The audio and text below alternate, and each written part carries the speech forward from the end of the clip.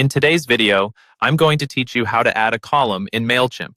We'll walk through this using Mailchimp's newer drag-and-drop email builder, sometimes called the New Builder.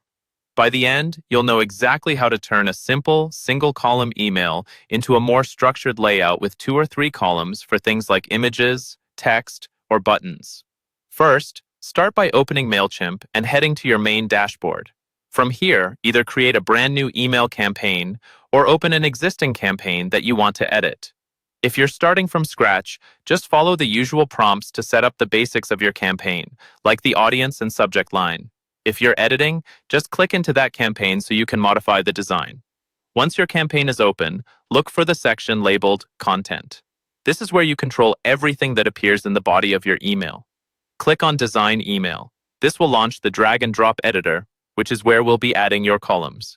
Inside the editor, you'll see your email layout in the main area, and on the left-hand side, you'll see a panel with different options. In that left panel, find the tab labeled Layouts. This is where Mailchimp keeps pre-built structures you can use, including column layouts.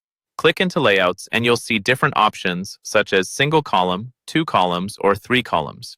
Choose the layout that best matches what you're trying to achieve. For example, if you want 2 products side by side, pick a 2-column layout.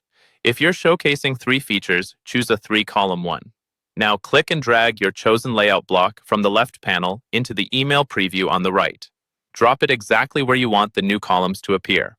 You'll see the placeholder columns show up in your design, usually as empty boxes or areas ready for content.